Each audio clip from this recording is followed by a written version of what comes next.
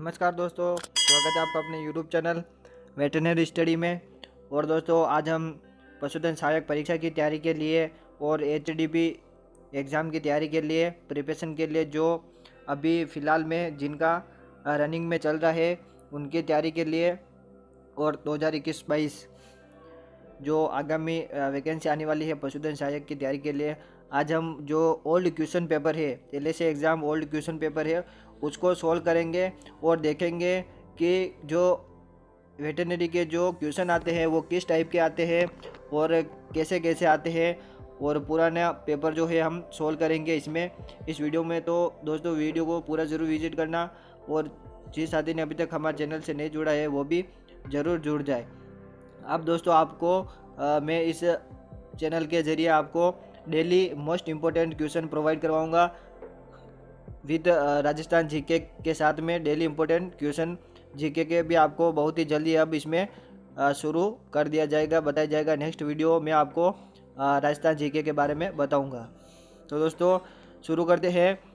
जो old paper है live stock assistant का ओल्ड पेपर है 2018 का, वो आज हम इस वीडियो में सोल्व कर रहे हैं और जिसके आंसर मैं आपको जल्दी बताऊंगा और अच्छी तरीके से आपको सोल्व करके बताऊंगा कि और किस टाइप के क्वेश्चन एग्ज़ाम में पूछे जाते हैं। तो वीडियो को शुरू करते हैं। अपना पहला क्वेश्चन एक देखिए दोस्तों, टोटल 80 के क्वेश्चन होंगे, इसमें हमारे 80 क्वेश्चन होंगे और 10 सब्जेक्ट है, 10 ही सब्जेक्ट के 80 क्वेश्चन होंगे। तो शुरू करते हैं।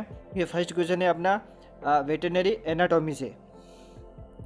फर्स्ट क्वेश्चन है अपना कि वेटरनरी एनाटॉमी से जो मैं अभी क्वेश्चन में आपको बता रहा हूँ वो सब एनाटॉमी के आएंगे। जिस सब्जेक्ट का जो क्वेश्चन होगा मैं आपको साथ साथ में बताता रहूँगा। फर्स्ट क्वेश्चन है अपना जाइगोमेटिक लार ग्रंथि किस में पाई जाती है। देखिए दोस्तों, क्वेश्चन पर जो क्वेश्चन पूछा जाता है उस पर गौर करना बहुत ज़रूरी है। देखिए दोस्तों, इसमें हमें पूछा गया है कि जाइगोमेटिक लार ग्रंथि किस में पाई जाती है। ये पाई जाती है पूछ रहा है, तो जो जाइगोमेटिक लार ग्रंथि होती है वो कुत्ते में पाई जाती है। देखिए दोस्तों, ये इंपॉर्टेंट क्वेश्चन है कि जो जाइगोमेटिक लार ग्रंथि होती है वो कुत्ते में पाई जाती है। और जो वेटरनरी एग्ज़ाम होता है जिनका एचडीपी रनिंग चल रहा है उसमें भी ये फिल इन द ब्लैंक्स में पूछा जाता है कि जाइगोमेटिक लार ग्रंथि किस में पाई जाती है, तो वो डॉग्स कुत्ते में पाई जाती है। नेक्स्ट क्वेश्चन है अपना कि घोड़े में कितनी जोड़ी पसलियाँ पाई जाती है। देखिए दोस्तों, अब इसमें पसलियाँ रिब्स के बारे में पूछा गया है, वो भी हॉर्स में। घोड़े में पसलियों के जोड़े के बारे में पूछा गया तो दोस्तों जो हॉर्स होता है उसमें 18 जोड़ी पसलियाँ पाई जाती है, टोटल 34। तो अपना जो राइट आंसर है वो है बी। नेक्स्ट क्वेश्चन है कि आरबीसी का कब्रिस्तान किसे कहती है। देखिए दोस्तों, ब्लड में जो आरबीसी होता है उसका कब्रिस्तान पूछा गया है, वो भी बॉडी में शरीर में जो आरबीसी का कब्रिस्तान होता है वो किसे कहते हैं। तो जो कब्रिस्तान होता है वो शरीर का, उसे हम पलिहा कहते हैं। स्प्लीन पलिहा को हम आरबीसी का कब्रिस्तान कहते हैं। दोस्तों, वीडियो ज़्यादा लंबा नहीं हो इसलिए मैं आपको जल्दी क्वेश्चन बताऊंगा। आप वीडियो को स्लो करके या फिर स्टॉप करके अपना आंसर देख सकते हैं या फिर इसको नोट कर सकते हैं। अगला क्वेश्चन है कि किस पशु में ओस पेनिस हड्डी पाई जाती है। देखिए दोस्तों, ये विजरल बोन के बारे में पूछा है। ओस पेनिस जो एक्स्ट्रा शरीर में पाई जाती है, ओस पेनिस किस में पाई जाती है। तो दोस्तों, ओस पेनिस जो है वो कुत्ते में एक्स्ट्रा हड्डी होती है जो कुत्ते में सीसन में पाई जाती है। जो सीसन होता है ओस पेनिस जो होता है उसमें कुत्ते के सीसन में जो ओस पेनिस हड्डी पाई जाती है। नेक्स्ट क्वेश्चन है कि रोमंथी पशुओं में आमाशय का कौन सा भाग मधुमक्खी के छत्ते जैसा आकार का होता है। देखिए दोस्तों, रोमंथी जानवरों के आमाशय स्टोमक का भाग के बारे में पूछा गया जो मधुमक्खी के छत्ते के समान हनीकॉम्ब लाइक स्ट्रक्चर किस भाग की होती है उसके बारे में पूछा गया है।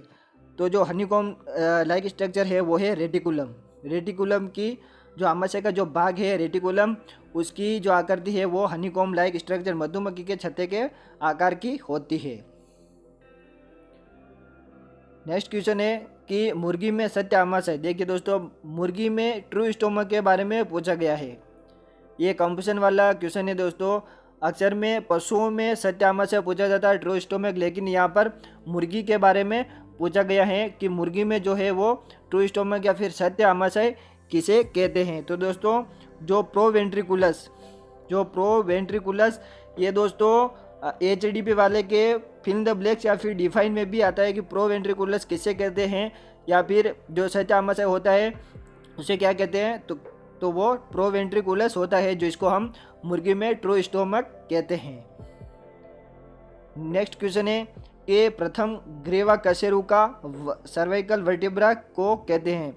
जो प्रथम ग्रीवा यानी कि गले की जो वर्टिब्रा होती है फर्स्ट वाली, उसको हम क्या कहते हैं, तो उसको हम एटलस कहते हैं। जो प्रथम ग्रीवा कशेरुका होती है फर्स्ट सर्विकल वर्टिब्रा, उसको हम एटलस कहते हैं, और जो सेकंड होती है उसको हम एक्सिस कहते हैं। सेकंड नंबर वाली को हम एक्सिस कहते हैं और फर्स्ट वाली को हम एटलस कहते हैं। अगला क्वेश्चन है कि पशुओं में जोड़ों के अध्ययन को क्या कहते हैं, या फिर जो पशुओं में जो जोड़ों का अध्ययन होता है उस विज्ञान को हम क्या कहते हैं, तो जो जोड़, देखिए दोस्तों, जोड़ जो एक दूसरे हड्डी को जोड़ते हैं तो उसको क्या कहते हैं, तो उसको हम संधि विज्ञान या फिर आर्थ्रोलॉजी कहते हैं। जो संधि विज्ञान होती है ये डिफाइन में पूछा जाता है HDP रनिंग वालों के, और फिल इन द ब्लैंक्स में भी इसको पूछा जाता है। अगला क्वेश्चन है कि जो वृक्क है किडनी की क्रियात्मक और संरचनात्मक जो इकाई है, ये बहुत ही इंपॉर्टेंट क्वेश्चन है दोस्तों, बहुत ही इंपॉर्टेंट क्वेश्चन है कि वृक्क की क्रियात्मक व संरचनात्मक इकाई किसे कहते हैं, तो वो नेफ्रॉन को कहते हैं। नेफ्रॉन को वृक्क की क्रियात्मक और संरचनात्मक इकाई कहते हैं। नेक्स्ट क्वेश्चन है कि कोशिका शक्तिग्रह किसको कहते हैं। कोशिका का जो शक्तिग्रह होता है उसको क्या कहते हैं, तो उसको हम माइटोकॉन्ड्रिया कहते हैं। कोशिका का शक्तिग्रह माइटोकॉन्ड्रिया, ये भी मतलब कि देख लो, जब से साइंस जो जीव विज्ञान की जब से साइंस की बुक शुरू होती है तब से कोशिका का चैप्टर शुरू हो जाता है, और ये क्वेश्चन अक्सर ही पूछा जाता है। ये बहुत ही इंपॉर्टेंट क्वेश्चन है माइटोकॉन्ड्रिया वाला। अगला क्वेश्चन है कि कार्पस लूटियम द्वारा स्रावित हार्मोन। देखिए दोस्तों, जो मैंने आपको बताया नहीं बीच में, हाँ दोस्तों, ये अब तक जो एनाटॉमी के क्वेश्चन चल रहे थे, अब अपना क्वेश्चन आया है कि कार्पस लूटियम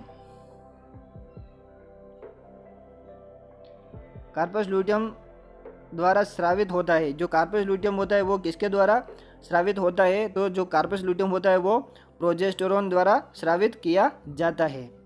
ये गायनेकोलॉजी का भी क्वेश्चन है, और जो शरीर से संबंधित एनाटॉमी है उसे से संबंधित भी है, और इसके अलावा केमिस्ट्री है, फिजियोलॉजी, उसके द्वारा भी ये संबंधित है। अगला क्वेश्चन है कि मुर्गियों में आवाज़ उत्पन्न करने वाले अंग को क्या कहते हैं। जो आवाज़ उत्पन्न करता है जिसको हम कंठ कहते हैं, उसको साइंस की भाषा में क्या कहते हैं, तो उसको देखिए दोस्तों, अभी कंपोजिशन वाला है कि मुर्गियों में, पक्षियों में जो आवाज़ उत्पन्न करने वाला अंग होता है और जो पशुओं में होता है उसको अलग अलग इसमें पूछा गया है। तो जो पक्षियों में होता है वो सिरिक्स कहलाता है। क्या कहलाता है, तो सिरिक्स कहलाता है, और जो मनुष्य होता है उसमें लेरिंग्स कहलाता है। अगला क्वेश्चन है कि एक नर जनन कोशिका से कितने शुक्राणु बनते हैं। देखिए दोस्तों, नर जनन कोशिका से कितने शुक्राणु बनते हैं क्वेश्चन पूछा गया है, तो इसका राइट आंसर है 8। जो शुक्र जनन जो टॉपिक होता है उसमें हम पढ़ते हैं, तो उसमें 8 शुक्राणु बनते हैं एक नर जनन कोशिका से। अगला क्वेश्चन है कि शुद्ध रक्त का कौन सी शिरा परिवहन करती है। जो शुद्ध रक्त होता है, जो ब्लड होता है, वो कौन सी शिरा में परिवहन होता है, इसके बारे में पूछा गया है। तो दोस्तों, जो इसका राइट आंसर है वो है बी। पल्मोनरी जो वेन होती है, पल्मोनरी जो शिरा होती है उसमें शुद्ध रक्त बहता है। नेक्स्ट क्वेश्चन है कि आरबीसी का जीवन काल कितना होता है। देखिए दोस्तों, जो ये क्वेश्चन चल रहे हैं वो अब केमिस्ट्री एंड फिजियोलॉजी से शुरू हो गए हैं, बायोकेमिस्ट्री एंड फिजियोलॉजी से। आरबीसी का जीवन काल पूछा है, तो दोस्तों जो आरबीसी होती है उसका जीवन काल 120 दिन होता है, 120 डेज। नेक्स्ट क्वेश्चन है अपना कि एक अणु हीमोग्लोबिन कितने अणु ऑक्सीजन का परिवहन करता है। ये दोस्तों HDP रनिंग वालों के भी एग्जाम में पूछा जाता है। जो एक अणु हीमोग्लोबिन होता है वो कितने अणु ऑक्सीजन का परिवहन करता है। तो इसका जो राइट आंसर वो है बी, सॉरी डी, 4 ऑक्सीजन अणुओं का परिवहन करता है। नेक्स्ट क्वेश्चन है, देखिए दोस्तों, अब जो क्वेश्चन शुरू हो रहे हैं वो अपने एनिमल हस्बेंड्री एक्सटेंशन एजुकेशन से शुरू हो रहे हैं, जिसमें पूछा गया है कि ओवरहेड प्रोजेक्टर किस प्रकार की प्रसार सामग्री है। देखिए दोस्तों, प्रसार सामग्री ओवरहेड प्रोजेक्ट ये किसका उदाहरण है, कौन से प्रसार सामग्री का उदाहरण है। तो दोस्तों, जब आप स्पॉटिंग इसकी देखोगे तो इसमें आपको पता चल जाएगा। तो इसका जो आंसर है वो है प्रक्षेपित दृश्य। इसका राइट आंसर है प्रक्षेपित दृश्य।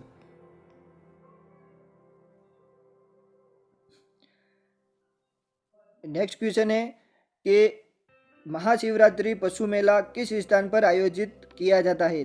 महाशिवरात्रि पशु मेला स्थान के बारे में पूछा दोस्तों। तो इसमें दोस्तों आपके तिथि भी पूछी जाती है कि जो मेले हैं वो कहाँ पर भरे जाते हैं या फिर कब भरे जाते हैं, इस प्रकार से पूछा जाता है। तो इसमें स्थान के बारे में पूछा तो जो महाशिवरात्रि पशु मेला है वो करौली में भरा जाता है।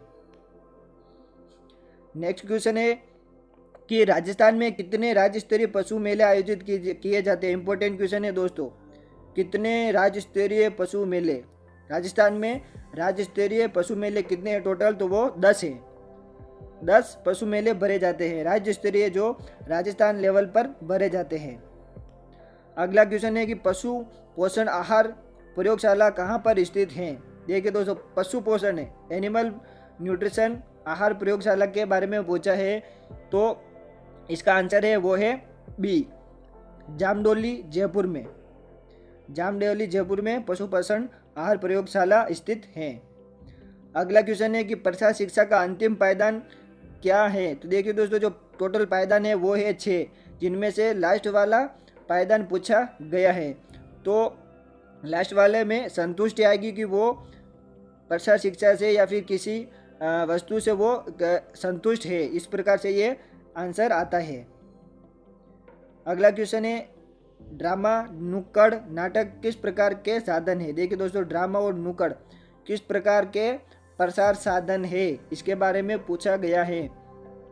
तो अपना जो आंसर है वो है श्रव्य और दृश्य, जिसको हम सुन भी सकते हैं और देख भी सकते हैं, श्रव्य और दृश्य प्रसार साधन है। ये दोस्तों एनिमल हस्बेंड्री एक्सटेंशन के क्वेश्चन चल रहे हैं। नेक्स्ट क्वेश्चन है कि गोमती सागर पशु मेला कहाँ पर आयोजित होता है। देखिए दोस्तों, यहाँ पर भी स्थान के बारे में पूछा गया है। इससे पहले करौली जो मेला बढ़ता है महाशिवरात्रि का, उसके बारे में पूछा था, और यहाँ पर गोमती सागर पशु मेले के बारे में पूछा है। तो जो गोमती सागर पशु मेला है वो झालरापाटन में भरा जाता है या फिर वहाँ पर आयोजित होता है। नेक्स्ट क्वेश्चन है कि राजस्थान पशु चिकित्सा एवं पशु विज्ञान विश्वविद्यालय कहाँ स्थित है। ये दोस्तों जो क्वेश्चन है वो प्रत्येक विद्यार्थी को आना चाहिए। प्रत्येक विद्यार्थी, जब हम एडमिशन लेते हैं या फिर एडमिशन के बारे में सोचते हैं, तभी से ये क्वेश्चन हमारे दिमाग में आ जाता है। राजस्थान पशु चिकित्सा एवं पशु विज्ञान विश्वविद्यालय राजवास यूनिवर्सिटी के बारे में पूछा गया है दोस्तों, बीकानेर। 100% सबको A to Z सबको याद रहना चाहिए इसके बारे में। हर कोई पूछ लेता है, हर किसी को ये क्वेश्चन याद रहता है। नेक्स्ट क्वेश्चन है कि कीटोसिस रोग एक प्रकार है। देखिए दोस्तों, मेडिसिन के क्वेश्चन शुरू हो गए हैं। मेडिसिन सब्जेक्ट के, वेटरनरी मेडिसिन के, कीटोसिस रोग एक प्रकार है। किस प्रकार का रोग है या फिर किससे ये होता है कीटोसिस। तो इसका जो आंसर है वो है बी, उपापचय, मेटाबॉलिज्म रोग है कीटोसिस। नेक्स्ट क्वेश्चन है, न्यू कैस्टल बीमारी का सामान्यर्थी है। यानी कि न्यू कैस्टल जो बीमारी होती है उसी को हम और दूसरी भाषा में क्या कहते हैं, तो उसको हम रानीखेत कहते हैं।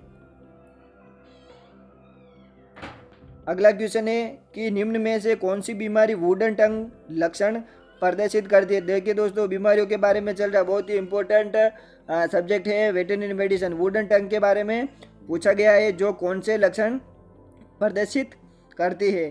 तो वुडन टंग में जो लक्षण प्रकट होते हैं वो, इसका आंसर है वो है बी, एक्टिनोबैसिलस के लक्षण प्रदर्शित करती हैं वुडन टंग।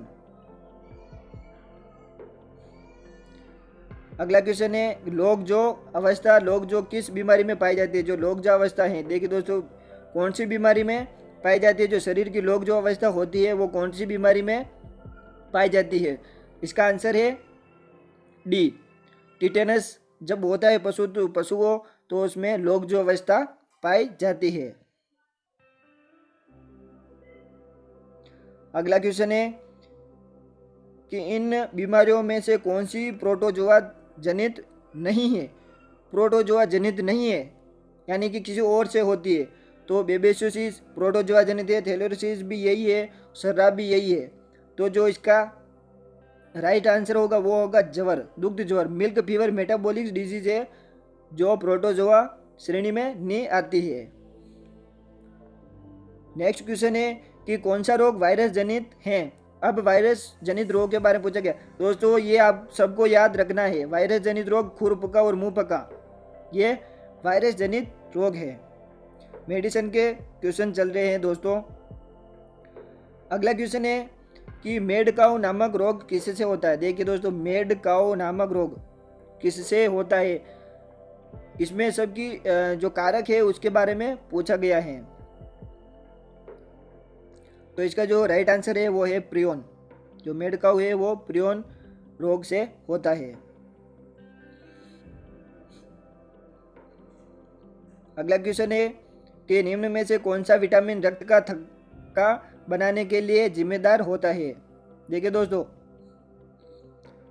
विटामिन के बारे में पूछा गया है जो रक्त का थक्का बनाने के लिए जिम्मेदार होता है, तो ये क्वेश्चन सबको याद रहना चाहिए। विटामिन के बहुत इंपॉर्टेंट क्वेश्चन है, रक्त का थक्का बनाता है विटामिन के। नेक्स्ट क्वेश्चन है अपना कि उपकरणों को निष्क्रमित करने की उत्तम विधि है। देखिए दोस्तों जो क्वेश्चन है वो सर्जरी से शुरू हो गया है। सर्जरी का क्वेश्चन है निसंक्रमित करने का उत्तम तरीका कौन सा है, कौन सी विधि है। तो ताप द्वारा जो उपकरण होते हैं उनको निसंक्रमित करने की सबसे बेस्ट विधि है। निम्नलिखित में से अगर दोस्तों इसमें और कोई ऑप्शन आता है तो वो भी इसमें अलग तरीके से राइट हो सकता है। तो ऑप्शन वाले क्वेश्चन में ताप द्वारा निसंक्रमण की बेस्ट विधि है। नेक्स्ट क्वेश्चन है कि पशु के शरीर का असाधारण गुहा जिसमें मवाद भरी होती है। हर किसी को ये क्वेश्चन आना चाहिए। जहाँ पर ये क्वेश्चन पूछा जाता है तो इसका आंसर यही होगा एब्सिस। जहाँ पर पस मवादारी है, असाधारण गुहा है, वहाँ पर एब्सिस ही आता है क्वेश्चन आंसर। अगला क्वेश्चन है कि सिंग रोधन के लिए कौन सा रसायन काम में लेते हैं। देखिए दोस्तों सिंग रोधन के लिए इम्पोर्टेंट है क्वेश्चन उसका आएगा KOH या फिर KOH इसका आंसर होगा। नेक्स्ट क्वेश्चन है कि निम्न में से कौन सा सूंघने वाला निश्चेतक है। देखिए दोस्तों एनेस्थेसिया के बारे में पूछा गया है, जिसको हम पशु को सूंघा कर उसको बेहोश किया जाता है, असंवेदनशील किया जाता है। तो इसका जो राइट आंसर है वो है क्लोरोफॉर्म, जिसको हम सूंघा कर पशु को निश्चेचित किया जाता है।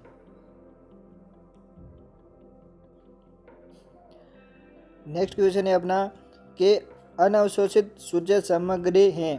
देखिए दोस्तों सूचर के बारे में पूछा गया है, सूचर मटेरियल के बारे में। अनअवशोषित अनऑब्जर्वेबल जो घुलता नहीं है वो इसमें पूछा गया है। तो दोस्तों जो अपना नायलॉन होता है वो अनअवशोषित होता है, बाकी जो कैटगर कोलाजन फेशियल आटा ये अवशोषित हो जाते हैं। नेक्स्ट क्वेश्चन है कि ऑटोक्लेव में भाप का दाब होता है। देखिए दोस्तों ऑटोक्लेव में भाप का ये दोस्तों सर्जरी के क्वेश्चन चल रहे हैं। ऑटोक्लेव में भाप का दाब होता है। देखिए दोस्तों इसमें दाब के बारे में पूछा गया। जो ऑटोक्लेव जो निसंक्रमित करने का तरीका है, जो उपकरण है उसमें उसका भाप कितना होता है, तो उसमें उसका भाप 15 पाउंड होता है। तो इसका आंसर होगा वो सी होगा 15 पाउंड।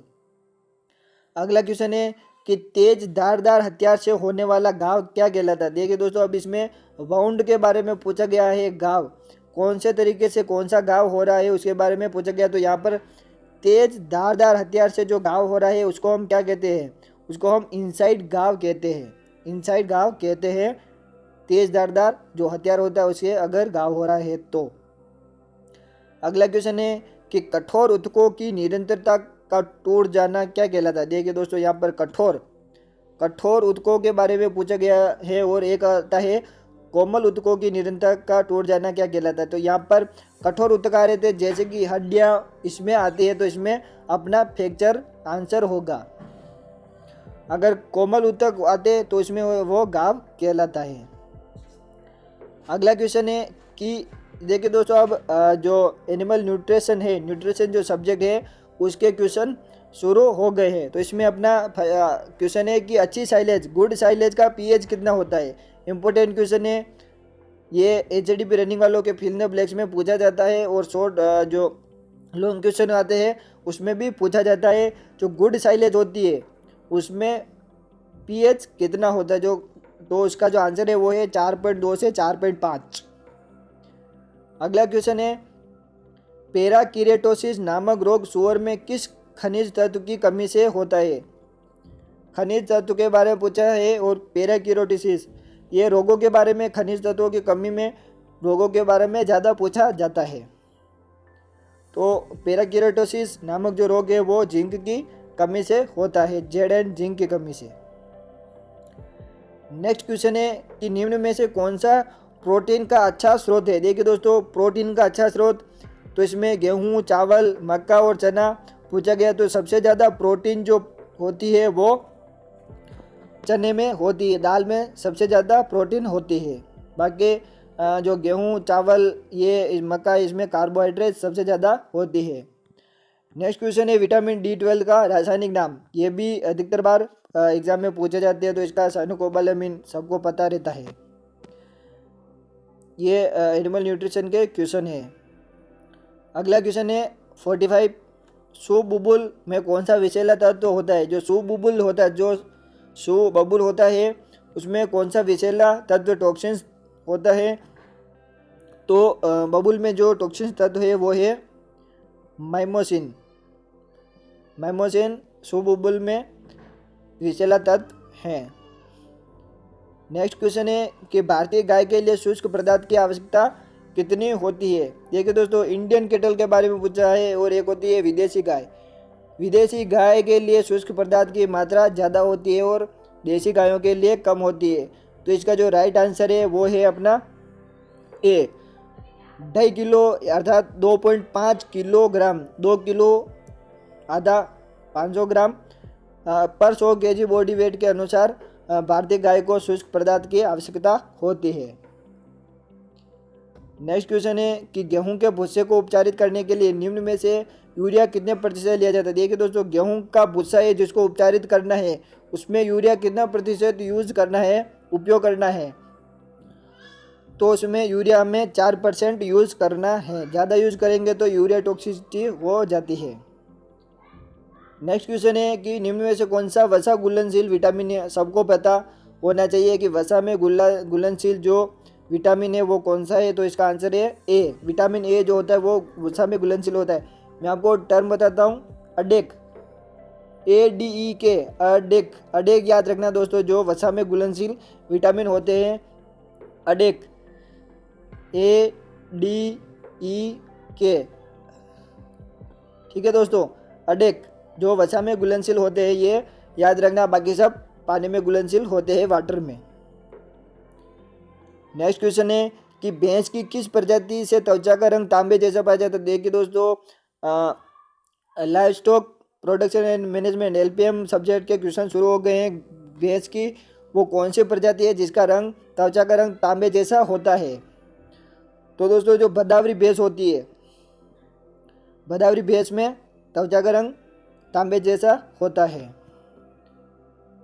नेक्स्ट क्वेश्चन है कि बकरी में गर्भकाल कितना होता है या फिर कितने दिन का होता है, कितने महीने का होता है? बकरी में गर्भकाल के बारे में पूछा है। तो दोस्तों, इसमें बकरी और भेड़ में लगभग सेम होता है।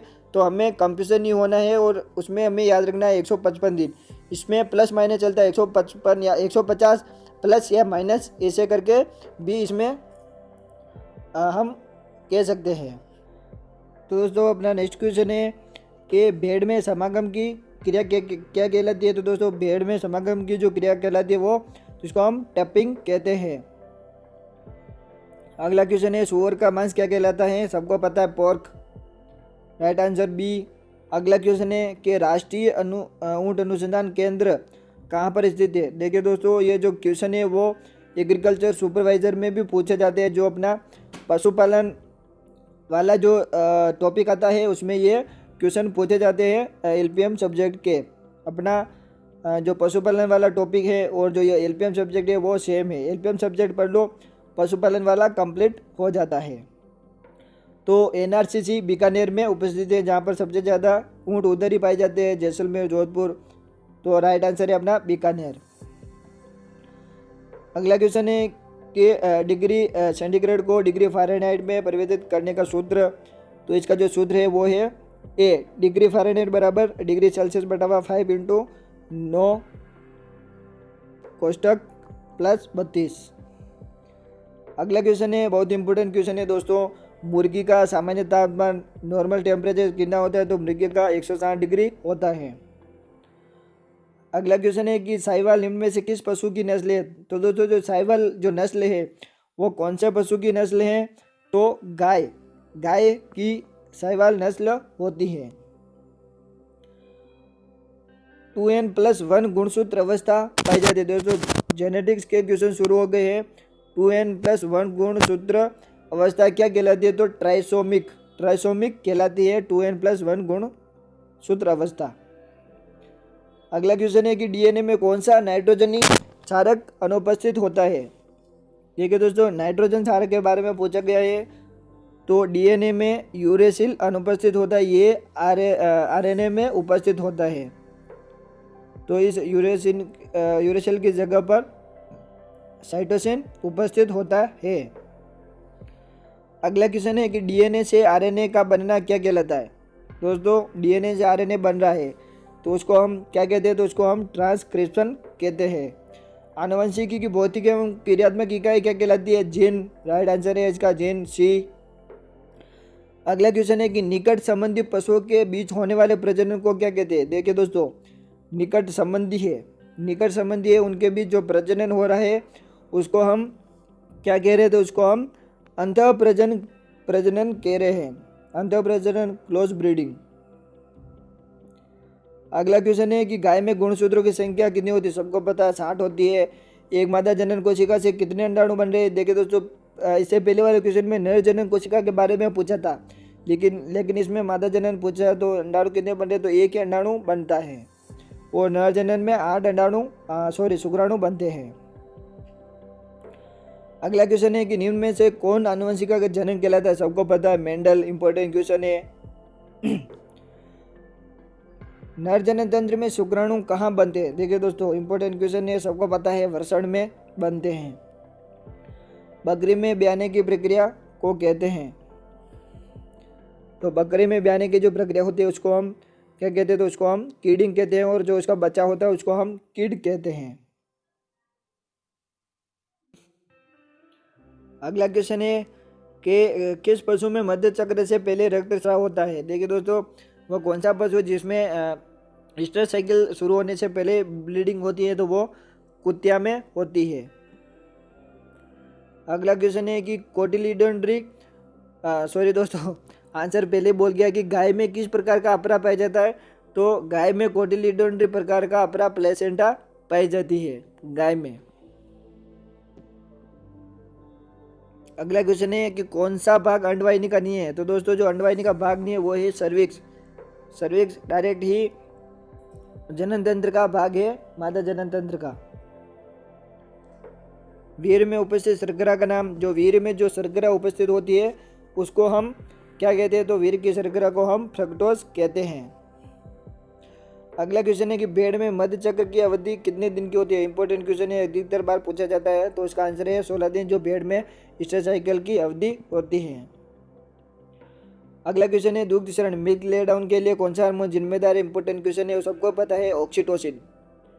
अगला क्वेश्चन है सर्वप्रथम खोजी गई एंटीबायोटिक। इंपॉर्टेंट क्वेश्चन है, वो सबको याद रहना चाहिए, पेनिसिलिन। पेनिसिलिन जो एंटीबायोटिक है वो जो सबसे पहले खोजी गई है। अगला क्वेश्चन है कि निम्न में से कौन सी दवा जीवाणुनाशक है। तो दोस्तों देखिए किसमें जीवाणुनाशक दवा के बारे में पूछा है, तो एम्पिसिलिन जो है जीवाणुनाशक दवा है। अगला क्वेश्चन है कि निम्न में से किस विधि द्वारा जलन करने वाली दवाएं दी जाती है। इंपॉर्टेंट क्वेश्चन है दोस्तों कि वो कौन सी दवाई देने की विधि है, कौन सा मार्ग है जिसके द्वारा हम जलनशील औषधियाँ दे सकते हैं। तो वो है शीरा, वेंस के द्वारा हम जलनशील औषधियाँ दे सकते हैं, क्योंकि वो जल्दी अब्जॉर्ब हो जाते हैं और वो पशु को ज़्यादा कष्ट नहीं पहुँचाती है। अगला क्वेश्चन है कि निम्न में से कौन सी दवा बुखार उतारती है। देखिए दोस्तों, ज्वर बुखार जो हो रहा है, पायरेक्सिया जो हो रहा है, उसको कम करने वाली दवाई कौन सी है, तो वो है पैरासीटामोल, जिसको नॉर्मली हर इंसान लेता है और हर पशु को दिया जाता है जब उसको बुखार आता है। नीलाथोथा कहते हैं। देखिए दोस्तों, जो नीलाथोथा है वो किस यौगिक को कहा जा रहा है, तो नीलाथोथा जो है कॉपर सल्फेट को कहते हैं। नीलाथोथा कॉपर सल्फेट को कहते हैं। फार्माकोलॉजी के क्वेश्चन है दोस्तों, याद रखना। आर्सेनिक एंटीडोट के बारे में पूछा। जो आर्सेनिक का एंटीडोट है उसको क्या कहते हैं, तो वो BAL है। BAL को आर्सेनिक का एंटीडोट कहते हैं। अगला क्वेश्चन है कि बीमारी में पशु को दी जाने वाली औषधि की मात्रा का अध्ययन क्या कहलाता है। जब पशु बीमार हो जाता है तो उसको हम जो औषधि देते हैं उसकी जो मात्रा होती है उसके अध्ययन को हम क्या कहते हैं, तो उसको हम मेट्रोलॉजी कहते हैं। बहुत ही इंपॉर्टेंट और सरल क्वेश्चन है। जहाँ पर औषधि की मात्रा पूछी जा रही है तो उसको हम मेट्रोलॉजी कहते हैं। सॉरी दोस्तों, मेट्रोलॉजी जो है नहीं कहते हैं, उसको हम पोसोलॉजी कहते हैं। माफ करना दोस्तों, उसको पोसोलॉजी कहते हैं। जो औषधि की मात्रा का अध्ययन जिसमें हो रहा है उसको हम पोसोलॉजी कहते हैं। और टॉक्सिकोलॉजी जो जहरीली दवाइयाँ होती है उसके बारे में। अगला क्वेश्चन है कि एक टी स्पून फूल में ब्रिटिश प्रणाली के अनुसार कितनी मात्रा होती है टी स्पून फूल में। ये भी इम्पोर्टेंट क्वेश्चन है जो फिल इन द ब्लैंक्स में पूछा जाता है। तो 5 ml इसका राइट आंसर है। तो दोस्तों 2018 का LAC एग्ज़ाम पेपर मैंने आपको इस वीडियो में सोल्व करवाया है और इसके आंसर भी बताए हैं और इसको साथ में मैंने कई सारे क्वेश्चन को भी समझाया है। और ये देखिए दोस्तों, इसकी आंसर की है जो आप इसको स्वयं भी खुद भी इसको देख सकते हैं। ये कई सारे क्वेश्चन जो है वो रिपीट भी होते हैं और HDP जो रनिंग चल रही है HDP वाले स्टूडेंट्स को इसमें भी पूछा जाता है।